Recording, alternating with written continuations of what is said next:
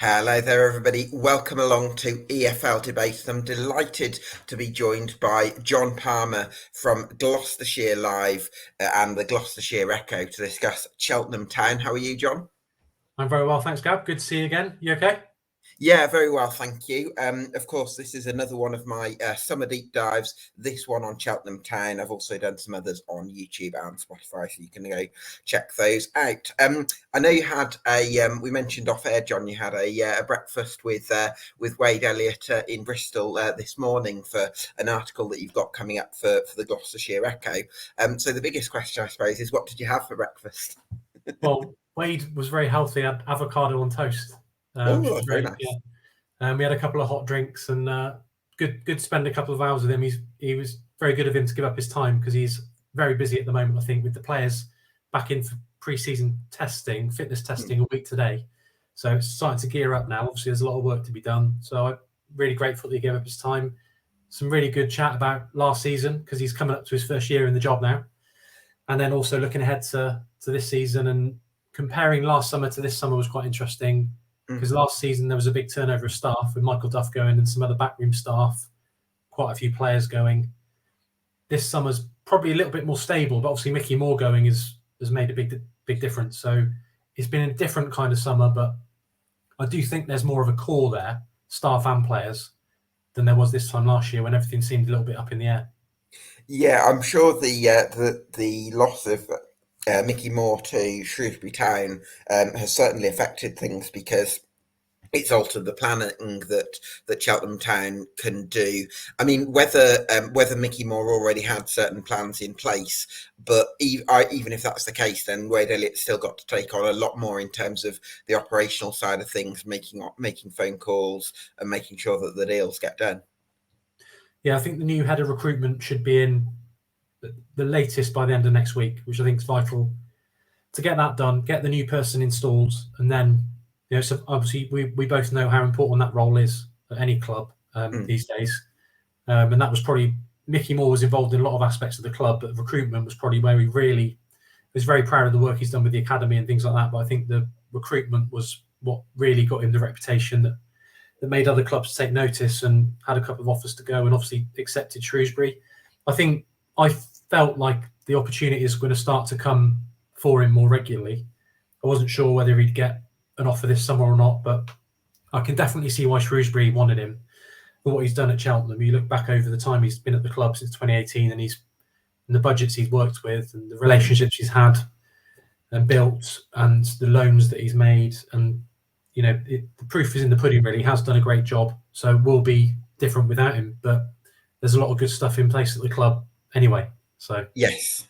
Yeah, that's certainly true. How do you reflect on last season for Cheltenham Town then, Jon? I think touched on it earlier, but the amount of, I think there was something like 9 or 10 staff left last summer, including the goalkeeper coach, the analyst, the manager, arguably the most successful in the club's history. Two of the main academy staff moved on to good opportunities at Southampton and Reading. The fitness coach had fairly recently changed as well. So, and I spoke with Wade about this morning. He came in on day one of pre-season and there's basically nobody there, in terms of staff. I think Russ might have had a family illness, had to take a day off, but obviously he was then heavily involved in pre-season. So it's not like Russ Milton was there as well. And he was caretaker manager between when Michael left and when Wade got the job. But I think it was a bit chaotic and it was quite difficult to get all the staff appointments done, trying to rebuild the team quite extensively last summer, going for a slightly younger group. So at that point, I must admit, Wade was appointed on 27th of June, and I thought to myself, you've got a big job on your hands now. You're following Michael Duff, who's just pulled off the best finish in the club's history, well supported by Wade, Russ, Mickey Moore, everyone else as well, but Michael Duff was the figurehead of that. So when we were getting towards the end of June, I looked at the squad, I looked at all the staff changes, and I basically said anything above 21st is a good achievement. And there were times during the season where it looked like Cheltenham might get dragged in, but I think they deserve a lot of credit. They never really got dragged into the bottom four. They had difficult runs and they had good runs. They had some really difficult afternoons and evenings, heavy defeats, the FA Cup upset against Alvechurch, the League Cup exit against Exeter. But I think Wade deserves a lot of credit for staying quite stable. At times, the fans were starting to turn on him. He never lost his head, kept his dignity, did things the same way, believed in what he was doing. And I think if I could pick out one turning point, it would be Alfie May's volley against Fleetwood. They've just been on a really difficult run. I Yeah. think you've been I hammered. would say, if you don't mind me jumping on that, John, I would say the point at Ipswich would be a turning point as well. That was a Because huge, yeah. because it came after Alfchurch, didn't it? And you had 10 players out injured, and I would have almost considered that the absolute home banker of the day, where I was almost certain Ipswich would have won, and Cheltenham just managed to battle for a point. I think Charlie Raglan was excellent and just really a really strong, committed performance, and I think that was a significant one as well. And this is the other thing that I'm really curious about, John. It feels like a lot of the sort of, there has been a few no shows from Cheltenham last season, I think that's fair to say, but a lot of the time there has been a response to those very quickly, and that's how you've been able to achieve what you did. Yeah, you're absolutely right. What the Ipswich performance showed is that they were right behind him, fighting. They weren't sulking. They weren't chucking it in after the Alfchurch game, which must have been hard for everyone. So that showed a lot of character. And I think one thing that nobody can really argue with is that players, even if they had a few difficult days and a few days where they were blown away by informed teams like Barnsley at home, they were united. They never showed any sort of dissent or not given everything for the head coach. And I think that's, you look at the table, they finished above Bristol Rovers, they finished above Port Vale, they finished above Oxford. Obviously MK Dons, Cambridge, who did really well to get out of it. But you look at some of the teams they finished above in the end. And the reason why that Fleetwood game, I think, was the key moment was pressure was really building then. There were there was a lot of criticism after the Alfchurch game, but it was still fairly early on. I think in February, when lost 4-0 at home thumped against Barnsley, thumped at Portsmouth away, lost at Derby, lost on penalties in the semi-finals of the trophy. And I think that Fleetwood game was a real high pressure game because, like you said, Ipswich was a significant moment, but nobody expected Cheltenham to get any from that game. I mean, if they lost 8-0, 7 or 8-0, then there'd be real problems. But if they went down fighting, it wasn't going to cost Wade Elliott his job. Fleetwood at home, I don't think, no matter how they did it, they had to get a result. That was a real pressure day. And if you look at the results after that, I think they had a 0-0 against Lincoln, respectable point against Lincoln team that I thought were really good. Then won at Peterborough the following Saturday, didn't he? Yeah, and then from that moment onwards, they never really looked like getting dragged in towards the bottom four. But that volley against Fleetwood from Alfie May scored so many important goals. But that volley, it just like a pressure valve was released around the ground. Everyone breathed a sigh of relief. Suddenly, you weren't getting the crowd calling for Wade Elliott to go. Sections of the crowd, I don't think the majority of the fans turned on him at any point, but there were certainly sections that were not happy. I think that when I look back, that was the one of the big turning points because Fleetwood were on a good run at the time as well. It wasn't like they were just going to turn up and roll over. And then the way they finished the season really gives me a lot of positivity going into next season because there is a good core there. 15, 16, maybe 17 players signed on, majority of which have got a decent amount of games under their belt now. Still a couple of development players in there, but I think there is a solid base to work from. It's probably a little bit more stable on the pitch than it was last summer. As we mentioned earlier, the director of football going is obviously going to change things, but I think the likes of Will Ferry, Elliot Bonds, Lewis Freestone, some of the other young players that have had a full season now. There's others as well, but those ones spring to mind as really impressing me last season. I think they're on their way to becoming established League One players now. Yeah, absolutely. I think the most important thing that we've got to look at is the loss of Alfie May, which I think we've kind of got to be a little bit resigned to. And I look at last season for Cheltenham, and I wouldn't say there were too many games where Cheltenham played well and didn't quite get the result they deserved. It felt like there were a few no-shows in there, and there are a lot of games where they probably deserved a battling, a point or deserved to win. I was at 4 home games last season, and each of them they probably deserved to win. But I think that probably has a lot to do with the productivity of Alfie May, the fact that he can make those good performances count, and means that you've maybe been able to afford the occasional no-show. I think next season, it's going to be a little bit different because I don't think you can expect to have the same individual quality. So I think the floor of performances has got to be raised as well, and maybe you've got to keep the off days to a real minimum. Yeah, absolutely agree. I think it's been a team effort, but without Alfie May's goals last 2 years, it would have been obviously real struggle to stay in the division. We look at the percentage of goals that he scored, certainly since midway through the season before last. The run he's been on since then has ensured that Cheltenham have kept their head above water. And the one thing, again, that gives me a bit of hope there is that the way that Aidan Keane has started. Yeah. You can't just say, there you go, you're the new Alfie May, but he did start scoring goals, and his all-round performances, the way that he linked up with May, the way the fans took to him, the way that he didn't struggle at all with the pressure of being the record signing, looks a really good player. He's there for the next 3 years as well, unless somebody comes in and pays a fee for him. So that gives me a bit of hope that he's in the building and he's not starting from scratch. He hasn't got to win the fans over. He hasn't got to get that all-important first goal. So you're right that May going, the rest of the team are going to have to step it up. They can't maybe rely on one man, but I think Keane looks like he's fully capable of continuing to score regularly in League One. Will Goodwin, 21 years old, shown flashes of potential, did well on loan at Torquay, still got a lot of developing to do. Again, he's got a long-term contract to continue his development. He could be the next Freestone, who had a year where he was in and out, fringe player, got opportunities, had a couple of difficult games, had some good games. Last season, he was consistently brilliant because he had those couple of years of learning under his belt. As I think we've discussed before, that's the type of player that Cheltenham have decided to go for. Some of them will flourish, like Bonds has, like Will Ferry started to do, left wing back, absolutely outstanding. I really like Will Ferry, actually. Yeah.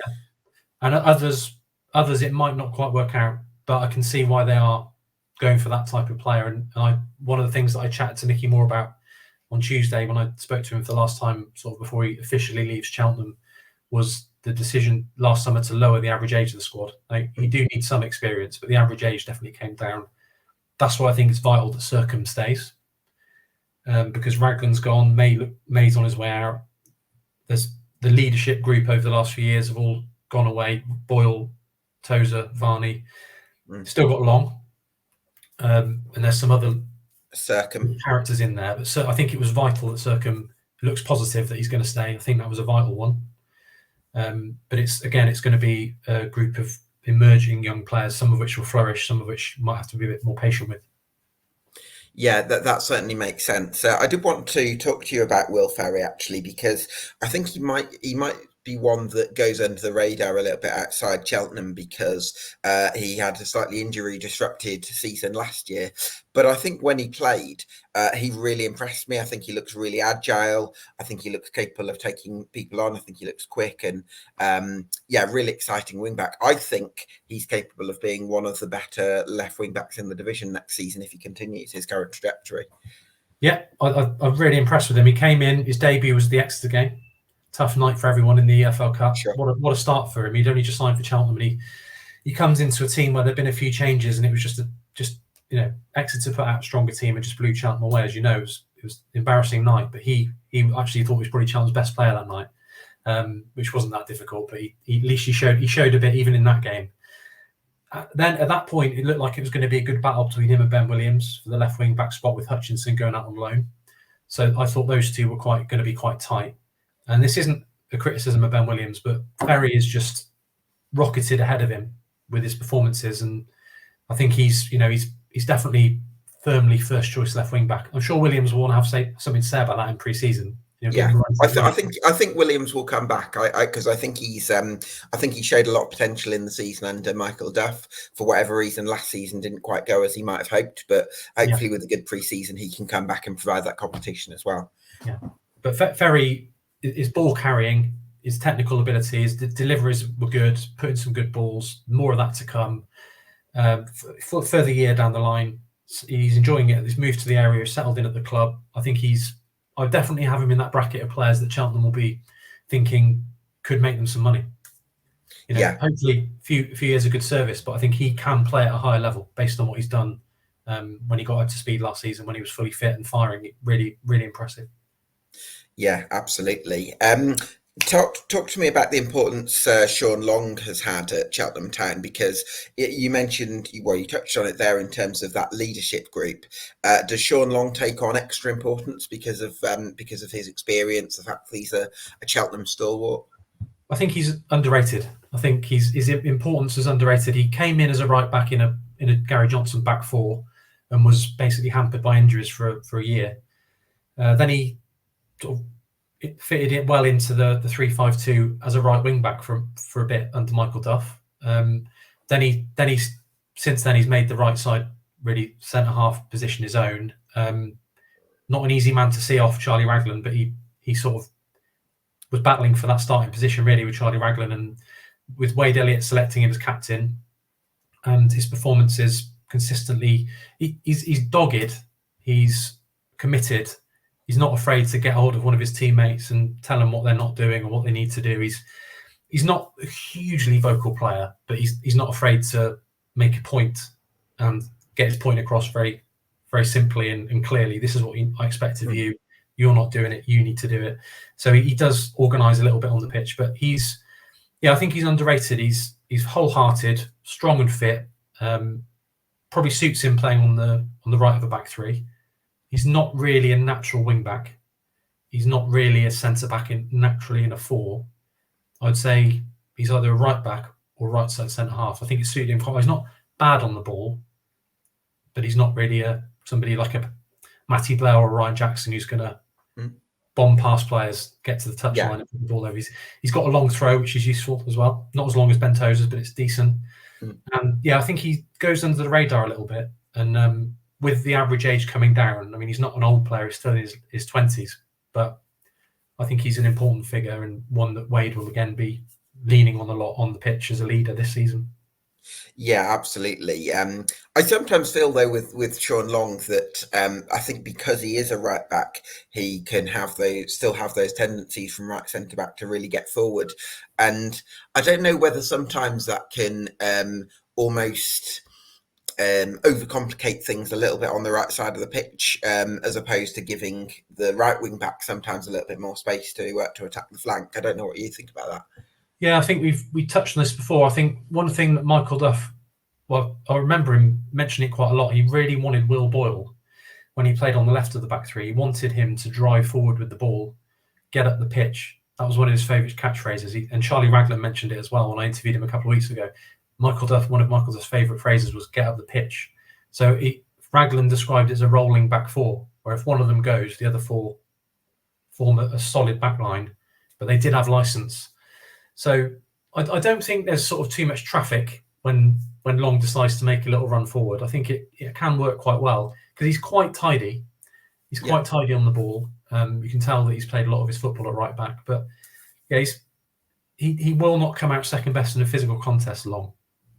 So he's definitely better up against a physical striker. He's not going to let anyone get the better of him. He's not lightning quick, but he's quite positionally aware, and he's very strong and tenacious. He's wholehearted. I think you need a couple of players like that. Freestone's like that. Freestone will go through anything. He will go in hard. He will make himself known that he's there. He won't let the strikers have a minute's peace. And Long's like that as well. I think that's why they work quite well either side of Caleb Taylor, who's obviously a giant figure and very, very comfortable on the ball. Yeah, absolutely. I think you mentioned Freestone there. I think the left centre back position is going to be quite an interesting one for me for next season because Freestone, when he was fit last season, was outstanding. But I thought in the last sort of third of the season, actually, Tom Bradbury came into his own a little bit more. So do you see there being some competition there? Yeah, Bradbury came in, and again, it was terrible start for him against Exeter. He had a torrid night, and he wasn't the only one. But that was, a lot of people suddenly started thinking, well, why have we signed this player? But his attitude is very good. He got his head down. He didn't sulk. He bided his time, and he had to wait because even when Freestone first got injured, they were playing either Long or Raglan on the left. So even then, he didn't necessarily get a game. But when he did get his chance, he took it very well. Scored a good goal away to Peterborough in that game we mentioned earlier. Nice volley. He did play in the middle of the back three as well on occasions. So I suppose if the season started now, you could argue it would be, and I'm sure a couple of other players will have something to say about this, but it would probably be Long, Bradbury and Freestone at the moment. But they are going to be looking for another centre-half, no doubt about it, because of Taylor going. But you've also got Grant Horton in the mix, who's highly thought of and done really well in Ireland. So he's going to. He's been at Cheltenham for a few years now, hasn't he, Grant Yeah, Horton? So whether does it feel a little bit like now or never for him? feels like he's come through the academy. He's had a little taste of it. I remember him playing really well at Cambridge away during the title-winning season when he came on the night that Raglan injured himself, pulling his sock on, did his back in. So that was an important one. High pressure game. He came on and he performed well in a 1-0 win. Sean Long got the winner. Then he went away, first spell in Ireland, very highly thought of, did well, got injured, came back, went out there again. Again, he's getting good reviews. He's playing on the right of a 4, I think, which might help him in terms of getting used to being comfortable on the ball. So I think he could potentially be in that sort of shake-up for a place on the right of the back three, but obviously he's got Sean Long ahead of him. But whether it's now or never, he's still pretty young, and centre half's probably, unless you're Caleb Taylor, you're probably going to take a couple of extra years to develop than maybe compared to some of the more attacking positions on the pitch. I think it's a lot of responsibility, isn't it? But I think they do. Well, Michael Duff, I know, really rated him. I think Wade thinks highly of him. He's had nothing but positive reviews from his spell at Bohemians. So hopefully, with George Lloyd coming back from his loan spell at Grimsby having done well, Adelaide Stambu in the first team squad now having turned professional, and Grant Horton, they can start to what Mickey Moore said he was very proud of. He can see a pathway now. It's very easy to say that, but he really hopes that some of these lads can go on to play regularly in the first team, because Cheltenham haven't had enough academy products in the team. I know it's difficult for most teams, but if you look at Cheltenham's record of bringing players through since they've been in the Football League, there haven't been that many academy products. There haven't been that many Gloucestershire lads even that have been in the team. So that's something they'll definitely want to improve on. It's all very well bringing in loan players and developing them. That's great. But can you get a couple of your own in? And that's the test now. That's the challenge. Yeah, absolutely. You mentioned Adelaide Sambi there. I think he had an extraordinary goal scoring record at Cirencester at one point. Was it something like 13 goals in 10 games? Don't quote me on that, but I think that was something like the record he had at one stage. But obviously, it's a slightly different level. So, I mean, again, it's for some of those lads that have been out on loan in the sort of lower echelons of non-league. It's about kind of how do you balance the progression plan where you're not overloading them with too much too soon, but you're also progressing things with the speed that's required to get someone up to League One level. Yeah, I think we'll see a bit of him in pre-season again, just to see how he's doing. You know, he'd be in and around the first team. I think he spent most of last season with the first team. I speak to John Brough regularly, the Cirencester Town manager. He gave him a very attacking license, played as almost as like a winger or a number 10 or a right winger. Cheltenham have decided, having arrived at the club as a centre midfielder, they've decided he's going to be, at the moment, his best position is going to be right wing back. That's the position they see him occupying in the team at the moment. So I'm looking forward to seeing how he steps up. He's one of the most exciting ones that's come through for a long time. He's a year older than your typical second year scholar. He effectively did 3 years as a scholar. He's a year behind. So he's got a decent amount of adult football under his belt. He's made his debut for the first team. Had a little taste of it in the trophy as well. Goal scoring record, as you mentioned, for Cirencester was brilliant. But like you said, it's a big step up from Southern League Division 1 to League 1. But I think with his age, his attitude, not saying this is going to help him, but he lives with the chairman, the chairman's house, David Bloxham. That's his lodgings. But I know how highly they think of him. He's the only one who's gone pro from last year's crop of youngsters. But the year that are just going into their second year now, there is some real talent in there, and there's some real talent in the first year as well. So that's one of my favourite things about the early friendlies. You get to see some of these lads mixed in with first team lads against a decent level of non-league, and you can sort of pick out the ones that are, keep your eye on him. He might benefit from a loan. He could actually be close to the first team squad now. But Sambu is one of the most exciting academy products I've seen for a while, and look forward to seeing how he develops, because I'm not saying he's going to start week in, week out in League One, but he's going to give Wade something to think about, I think. Yeah, for sure. You mentioned George Lloyd as one of the out on loan sort of category as well.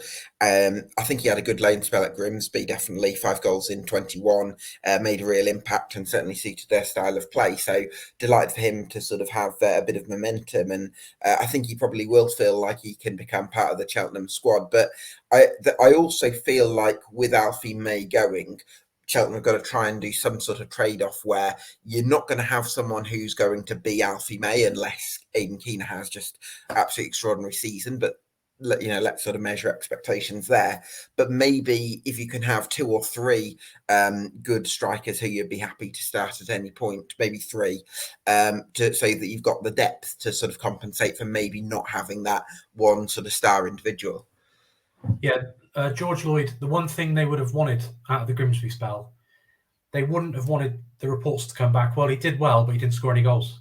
That's the one thing they wouldn't have wanted, because everyone at Cheltenham knows what a good all-round forward he is. He needed to add goals. That's the one thing that he couldn't quite do when he got a few chances early last season in the first team at Cheltenham. So the fact that he started scoring fairly regularly in League Two, he's so close to being looked at by massive clubs because of his all-round athleticism, his spring, his strength, his agility, his former gymnast, as we've spoken about before. Yeah. If he starts to score a few goals, there will be, a few clubs queuing, and I think he will get a chance. He will get a chance, another chance at Cheltenham. He's one that they've put so much time and effort into to bring him through from the academy. Made his debut at a really young age and got a couple of goals under Gary Johnson. I know how highly Michael Duff thought of him. Scored some important goals during the title-winning season, and possibly even more so, Wade rated him and gave him some good chances at the start of last season. It just wouldn't go into the net for him. So if he can get a couple, his all-round game is really quite scary. How good his all-round game is, and I know it's a big if, but if he can score goals in League One, he could be looking at an exciting, lucrative career, I think, in the game. Let's hope that's the case. Do you think it'll be another 2 strikers coming in? I reckon at least two coming in. I mean, the one that I've already reported on Cheltenham having a bit of interest in is Rob Street. So that's one that's the sort of type that I want to bring in. I like that option, to be fair. Yeah. So Keener made a good start. Goodwin, one for the future, but hopefully he can play a part and continue his development. Lloyd is now suddenly becoming one of the longest serving players in the club, even though he's still a young lad. But he's, it's probably, you asked me whether it was Grant Horton now or never. I think it's probably, without wishing to put too much pressure on him, he needs to deliver this season, George Lloyd. And I think he can. But he can't continually be the player that's breaking through and not quite getting his chance or not quite doing it. If he gets that chance this season, he needs to seize it, and I think he can. I think he's got the talent. And then there'll be a couple more. If you look down the spine of the team, Caleb Taylor's gone. Well, Luke Southwood's gone. Definitely need to sign a goalkeeper. Caleb Taylor's gone. There will be a centre half coming in. Do you think the centre half is going to be on loan, John, or do you think you'll go for a more experienced type? I think there's potential for a loan centre half with Bradbury, Long, Freestone, Horton. I think there'll be possibly a lone defender. Could be a lone goalkeeper. Could be a permanent. And then the midfield looks fairly healthy. If presuming Sercombe completes the deal, which I think he will, you got Sercombe, you got Ollie Inca, you got Adshead, you got Bonds, you got good options in midfield. Broom's gone. Obviously, that's going to be somebody they need to replace. Yeah, Bonds, I thought actually finished last season quite strongly. He obviously missed a fair proportion of it through injury, especially early on. But I actually thought what some of his passing, I think in the Peterborough game and against Fleetwood, he actually picked some good long range balls. So hopefully he can have a big season if he can stay fully fit. Yeah, he was outstanding during the second half of the season before, really coinciding with that goal against Sunderland. He finished the season really well. He was outstanding in sections of last season. He's away with Ghana at the moment. The Gold Cup preliminary round. He's got a couple of international appearances at least, but I think he's due back for the start of pre-season. But he'll be sharp because he's had a bit of a break. Now he's away with Ghana. I know how much that means to him as an international. So he's one that, you don't worry about him now. He's good enough. He's one of the players that you don't doubt is good enough to play regularly in League One. So the midfield's got a bit of everything in there. I think Adshead could come good this season. It's a difficult first year, injuries and not really getting much of a chance. I think he's almost feel like a new signing because he had to basically write off last season. And then up front, at least a couple of strikers in, but it's not a sort of building from scratch job in any part of the team. The wing backs, Ryan Jackson is in discussion still, so we don't know whether he's going to stay or not. But there's 2 good left wing backs. There's some good centre halves. There's plenty of good midfielders with different attributes. I think goalkeeper big centre half goalkeeper and a goal scorer, and it will be looking pretty good, pretty healthy, I think. Yeah, I think it's interesting you mentioned that because maybe been worried about losing Mickey Moore and the impact that that's going to have. But maybe this isn't a bad summer for Mickey Moore to go in one sense, because if you've already got a squad in place, okay, you're going to have to replace Alfie May, but you'll have some money to do that. Going to need a goalkeeper, but with the volume of players that you've already got under contract, it's probably going to be a case of quality over quantities. And Wade Elliott, I'm sure, will be on the phone to various different people, but it's not like you're sort of times of the essence and you're needing to bring in 10 players tomorrow. So that the timing of it maybe isn't as bad as it could have been in different circumstances. Yeah, he's done really well for Cheltenham by tying down Alfie May 2 Januaries ago. That secured what they're going to get a fee for him now. He's done really well to tie down Bonds, Freestone on long-term contracts. Keener looks like he's going to be a really good signing. So I think if Moore had planned to suddenly lower the average age of the squad this summer and walked out, that could have been tricky. But I think he's already made the transition. Some people felt the squad was a little bit bloated last season because I think there were 28, 29 pros in total. But I think the plan was always to loan some of them out, and some of them were, because obviously Cheltenham got no 23s, there's always a plan to have a development group that are going to be in and around it, but really they're going to go out on loan or they're going to be not getting regular football yet. So you can lower the number of squad maybe on senior first team pros slightly below that. But I think you're right. I think it will be slightly lower numbers, higher quality. That's what they'll be aiming for this time. I still think it'd be a fairly youthful squad. But yeah, Moore could have gone last summer. He didn't go to Forest Green in October, as I reported, but he did have an opportunity to go last summer just after Duff left. And I don't know the club, but he felt that wasn't the right time to go because Michael was going. He felt like he would leave the club in the lurch. He still felt like he had a bit of work to do in terms of overhauling the sort of almost like the strategy of the development player, that's fallen out of a bigger club or Irish market with Aidan Keener, that sort of thing. Whereas the team that went up in 21, excuse me, the team that went up in 2021 was quite experienced, wasn't it? If you look through the squad, there were a couple of good young lads, but it was Andy Williams, Matty Blair, Ben Tozer, Will Boyle, although he wasn't old, he had a lot of experience. Circum, the average age was definitely higher. But it is quite scary when I looked at the Sheffield Wednesday team against Cheltenham, when Cheltenham went to Hillsborough in the season. I think Cheltenham's average age was just under 23. And Sheffield Wednesday's was 30 point something. And they can afford to go out and sign your ready-made League One or Championship quality player. Cheltenham just can't go out and sign a proven League One player. Circum probably the closest thing they're going to get to that. But even he had to come as a League Two player and get promoted. But that's partly geographical, and that turned out to be a genius signing from Michael Duff and Mickey Moore. But yeah, they're always going to be at the back of the queue if they go for the same old tried and tested League One players. So I think at least they are thinking slightly different approach, which might get them a bit future sales or value for money, the odd non-league player, the odd Irish league player, some players that have slightly fallen through the net at the bigger clubs. And it's I think Wade can be very proud of what he got out of the squad last year and how he developed it and how he kept everything together in difficult circumstances. I think he'll be a lot better for the year. And one of the things Mickey Moore said, all the fans will have expected Wade to have learned a lot from last season. He's called on the fans to learn from last season and maybe understand that there will be difficult runs and understand that there will be the odd heavy defeat and understand how difficult it is for Cheltenham to survive in League One and to sort of stay together. That's what's going to lead to another survival. That's what I totally understand that, and I do think that what Cheltenham have achieved under Wade Elliott and even going back before that under Michael Duff, a Football League title, a 14th place finish in League One, a 16th place finish in League One. For 80% of Cheltenham Town's history, that would have been some sort of mad futuristic utopia. So I do understand where Wade Elliott is coming from in that, and I never intend to sort of underestimate the challenges that Cheltenham Town have at this level. I would sort of speak up for sections of fans when they've been frustrated at certain times this season, because I think Cheltenham Town fans at this level can accept a lack of quality, but there have been 8, 9, 10 games this season where the team just hasn't shown up at all.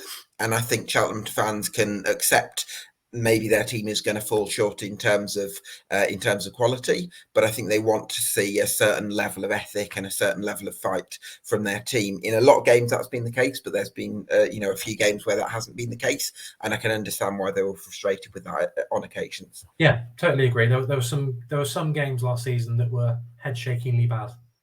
Absolutely no doubt about it. And probably the lowest moment was the Alfchurch game, because Exeter was bad, but Exeter was a mixed team of fringe players.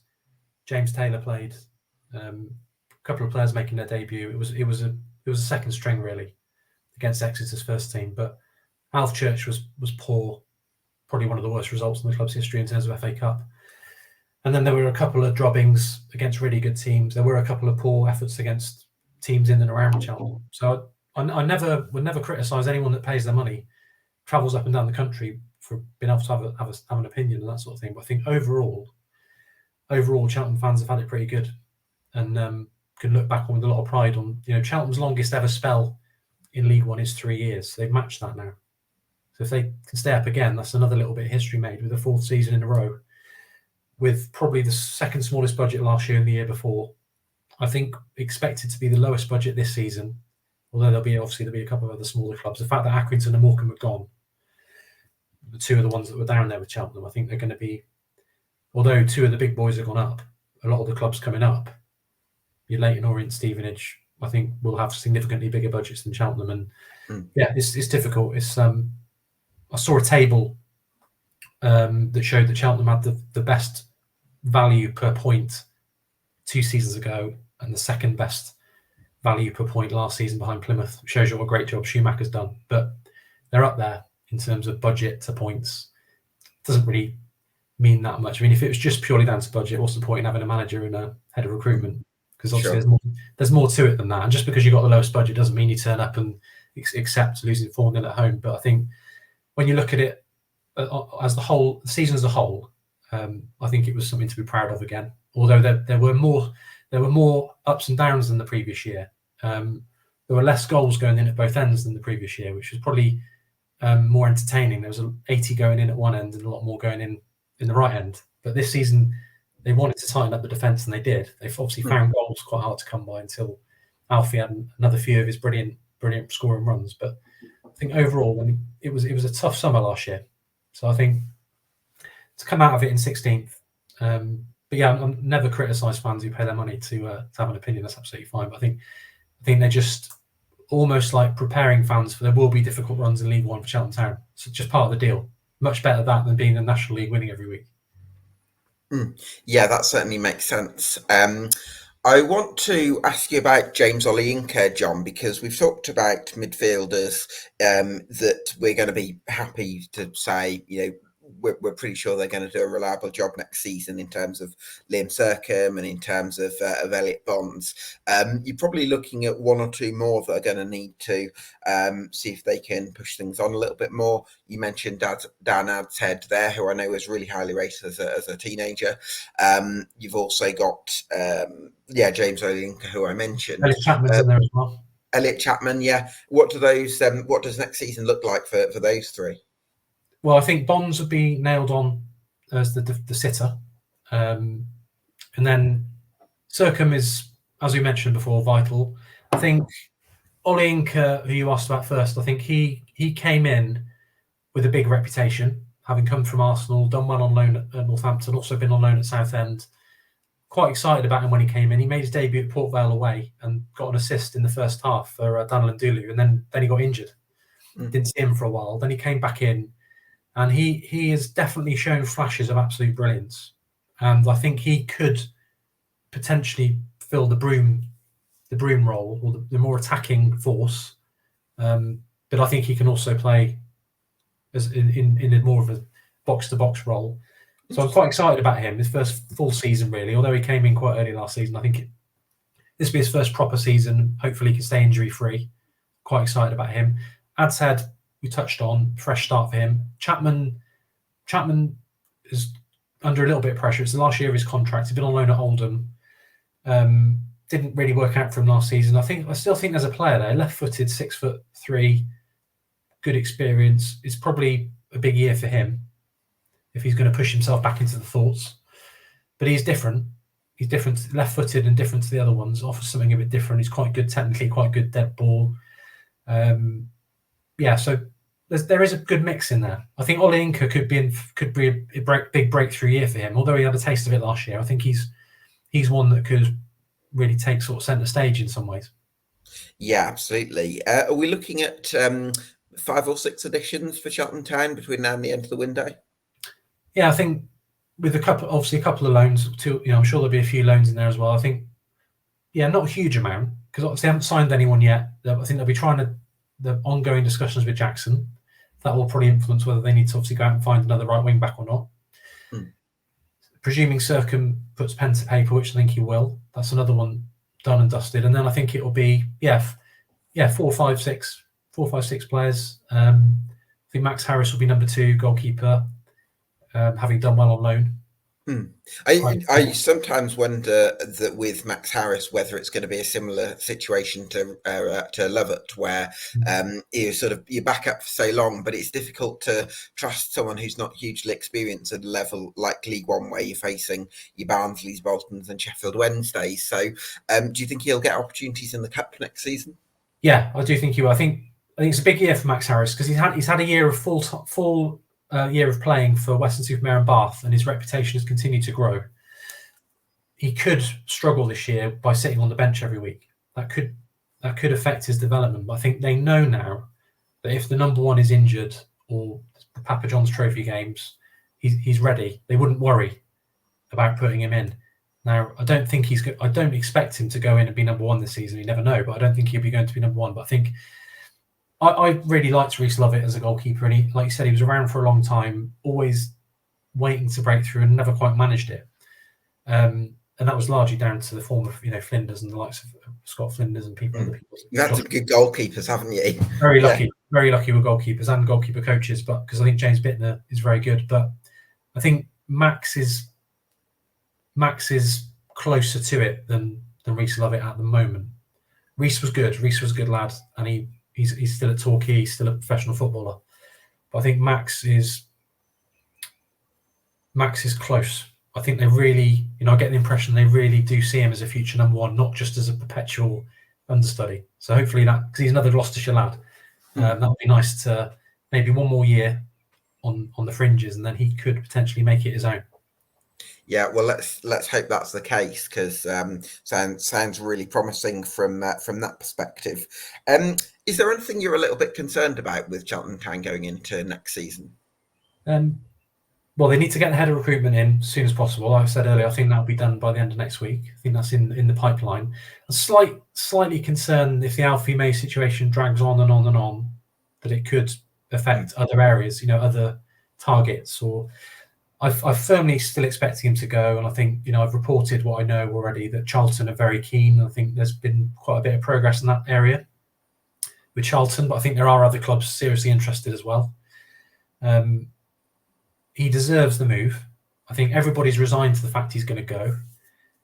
I just think for him, for Cheltenham, for Wade Elliott, for everyone else, the move needs to happen as soon as possible. Wish him all the best. Absolute club legend, record breaker, hero. He's got a place in the car park, hasn't he? Yeah. No one probably can take that away. As well to go with it. But he's been, what a signing for £5,000. Unbelievable. That you've got to give Matty Blair some credit for that. Mickey Moore and Michael Duff, you've got to give them huge credit, and the way that the Cheltenham have got the best out of him, and Wade obviously needs to take credit for that as well. But I think he will go. I think that doesn't want to drag on too long for the club's sake. How much do you think you'll get for him? Not as much as possibly people are speculating about in terms of millions and millions. I think it will be a significant 6-figure sum. That's how I put it. Significant 6-figure sum, not millions. But he's got a good enough record in League One for a team to think he could be the one that makes a difference for us in terms of promotion push.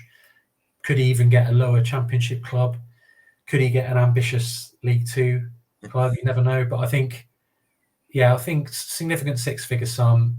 It's not going to be club-changing money. They're not going to be able to build a new stand off the back of it. But they signed him for £5,000. They've got unbelievable service, over 60 goals, and huge amount of success. he's earned it. He can walk out with his head held high. He's not done the dirty on anyone.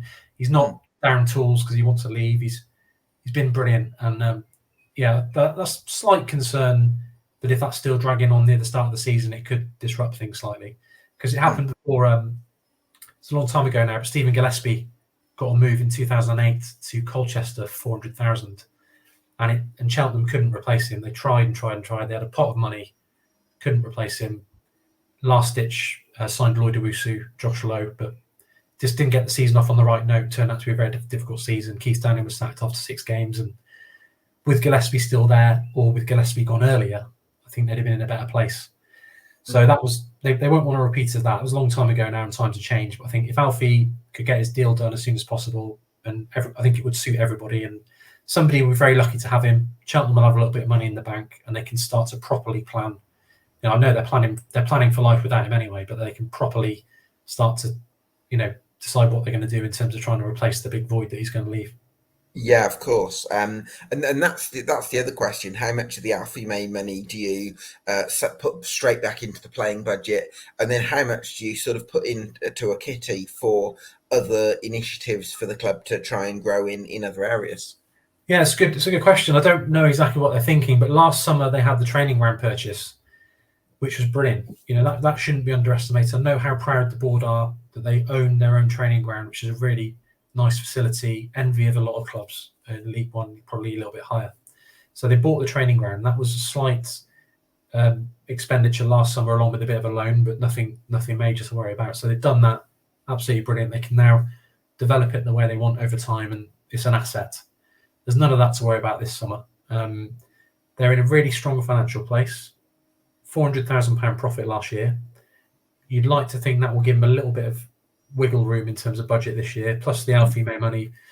But they did spend a bit in January, I think, ahead of the anticipated departure of Alfie May, with the Aidan Keener transfer fee, which is very unlike Cheltenham to go out and spend a fee like that. They spend a bit of money on Will Goodwin as well, and they're on long-term contracts. So that I think that will have accounted for some of the money.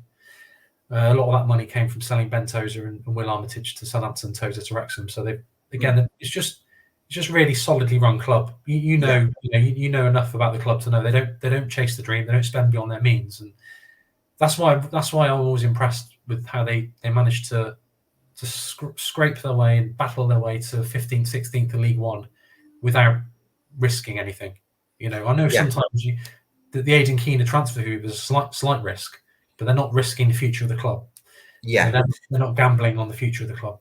Yeah, and I think signing Aidan Keener in January was a really smart move, because in Ireland they play across the calendar year rather than the academic year, if you like.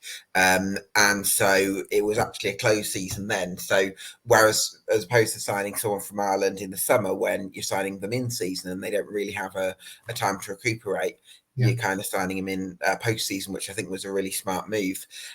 Talk to me about the right wing-back situation. You mentioned earlier that Ryan Jackson is in discussions.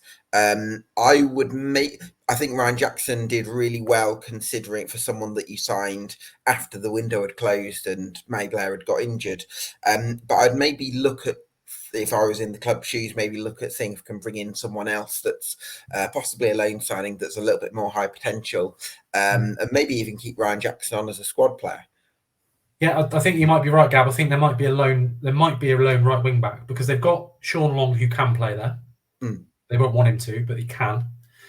They've got Sambu, young lad coming through, who they see as a right wing back. They won't want to potentially chuck him in for a run of games in League One yet, but he's one for the future. Broome has gone, who could play there. And Jackson, I totally agree. He was brought in really late notice because of the Matty Blair sad news about his knee injury that finished his career. I was really impressed with that piece of business, because it wasn't one they were planning for, and they had to get it done pretty quickly. And he was, just dropped out of League One with Gillingham, and I thought, I wasn't sure what to expect. I know he'd had some decent clubs and done well at certain clubs, but he was really good. He was up there with he did have a couple of little spells out injured, but I think overall he'd be up there with one of my players of the year. I think Jackson, for what he did in certain sections of the season, really good performer, quite exciting. Gets fans on the edge of his seat. He's got a few tricks, and he's still got a good engine. He's 32, 33, but he's still got a good engine. And like Sercombe, you need those two. You know, the only two that are in the 30s, and given the chance, I'm glad they're trying to keep him. I hope he stays. So yeah, a lone one to compete with him, deputise for him, or even potentially challenge him and get in ahead of him is a good shout, I think, because I'm not sure on the goalkeeper centre half whether it's going to be permanent or loan. Wouldn't be surprised if at least one of those is a loan. There could be a permanent forward in Rob Street. There could be a loan forward. Midfield, I don't think needs a huge amount of work. Left wing back doesn't need any work. But I think right wing back, the wing backs are vital for Cheltenham. You can't really get through a full season with just one recognised first team senior wing back. So I think you're spot on. I wouldn't be surprised to see an exciting young loan come in that role. Possibly even there's a lad at West Brom. I think he can play either side. Ethan Ingram, who's a Gloucester lad. I know they're aware of him being a fairly local lad, and he was at quite a lot of Cheltenham game last season watching Caleb Taylor, and he's good mates with Caleb Taylor. He's the sort of player that I can see it fitting for everyone, and you might be able to properly compete with Jackson if Jackson stays. Would he be a loan option, or is he out of contract? He'd be a loan. Yeah, I think he's got a loan option. Okay, he's contracted at West Brom. Yeah. Okay, well let's see if he comes in. What are the reasons then, John, that you'd be really excited for Cheltenham Town next season? Because I think the main thing that sort of stands out to me is the fact that you've got such a stable squad in place, and it is going to be a case of quality over quantity. What excites me is Aidan Keener. He's got his own song. He's already bonded with the fans. He just looks like a really clever player. You were absolutely spot on earlier when you were talking about the season in Ireland. He came in midway through his pre-season, and you can tell he wasn't quite 100% match fit. They were patient with him, which was quite brave because they were in a precarious position at the time. But they eased him in. It'd been quite easy just to say, "Look, we just need you now, Aidan. You're gonna have to risk it. Get yourself in there, get us some goals." But they eased him in, and then when he did get up to speed, he looked a really good player, really clever, intelligent, and can finish. So I'm quite excited. So he's a reason to be excited. Could be, I'm trying to avoid saying it, but he could be the next Alfie May in terms of the talismanic goal scorer. I'm quite excited about that group of young players that we mentioned earlier, the Ferry, the Bonds, the Freestone, and there will be others that enter that group. So and Ole Inca could be in there as well, and Lloyd and Goodwin and Bradbury, and they're still fairly young in Football League terms. But I think those three in particular, Ferry, Freestone, and Bonds, they are. There's no doubt in my mind that they are good enough to play in a decent League One team now. Whereas this time last year, who knew how's Bonds going to cope with League One? How's Freestone going to handle taking over from Will Boyle? Is Ferry going to be able to compete with Ben Williams? But those three have broken in and look like they're going to go on to have really good careers. So that excites me. Wade having a year under his belt, almost exactly a year. It's a week Tuesday will be his year in charge. Intelligent guy, no doubt about it. Very, very reflective. He's got a good brain on him, as well as all of his football experiences he had as a player and a coach. It excites me that I can almost guarantee that he will be as critical as anyone on what he could have done better last season and what he's learned from it and what he can do differently. So I think that excites me. He's probably got his most difficult year out of the way, hopefully. And he will learn a huge amount from some of those days that you mentioned earlier, where he held his hand up and said at Burton away, he was too negative. At Exeter at home in the EFL Cup, he made too many changes. He won't expect that again, 7-0 at home this season. But even if there's one or two heavy defeats, which there's never been a season for Cheltenham League One where there haven't been a few heavy defeats, but he'll want a lot lesser than this season. And I think so. It excites me that he's a year further down the line. He's not in his first head coach role, and he's got a sort of, although Mickey Moore's gone, he's got a staff around him that he trusts, knows what they're good at, knows what their strengths are. The analyst, the strength and conditioning coach, Sammy Gilchrist, and Tom Carter, the goalkeeper coach, they're all a year down the line together, and they're all pretty close knit. So that quite excites me. The academy excites me. Having seen some of the lads play in the Gloucestershire Senior Cup final, some really good young 16, 17-year-olds, I think, a couple of years down the line. And Mickey Moore's face lit up when he spoke about the academy, because I asked him what his proudest achievement was. Is it the league title? Is it the highest ever finish? Is it the semi-final of the Papillon Trophy? Is it the record transfer? Is it the record season tickets? Is it the Man City game? He said, no, it's the academy, because we're going to see some players coming through in the next few years. That's what he wanted to. That's really what he wanted his legacy to be. So it remains to be seen. It's easy to say, but that quite excites me. So I think there is some reasons to be excited, but also there will be tough times this season because it's Cheltenham Town in League One, and they're punching above their weight again. But I like I said earlier, I'd much rather be in League One, competing, trying to do the club proud and the town proud than being a big fish that Cheltenham have for so much of their existence. We're a big club in the Southern League trying to get out and struggling. They've gone above and beyond now, and the longer they stay there, the fans have got to try and just enjoy those occasions against, first ever league game against Reading. That's never happened before, though they have met in the FA Cup, be the first ever league meeting. And they don't take for granted the likes of Pompey, Bolton, Barnsley, some of the derbies, and the Derby should win the league probably this year, but there's some big clubs still in there, even though Sheffield Wednesday and Ipswich are gone and Cheltenham played them a couple of times. Don't take Fratton Park trips in a league game for Cheltenham for granted, because a lot of time they were going to Baldock Town and I totally agree. I think certainly for older generations, it's probably easier to look at it with that perspective. I think for younger generations that have pretty much only known Cheltenham Town as a football league club, it's hard. It's maybe hard to appreciate that sometimes, which I think is real credit to the club and the journey that it's been on, really. Yeah, I think even in the recent Football League history, if you look at the promotion under Johnson in 2016, and then those first few years in League Two, that was a real struggle. Even just to stay in League Two was a struggle. The couple of years before they got relegated was a struggle. They did have some good years under Mark Yates in the early 2010s, but even under Martin Allen, and things like that, they're never guaranteed long-term football league football, Cheltenham, unless they do things well, continue to run as well as they do, and are sensible.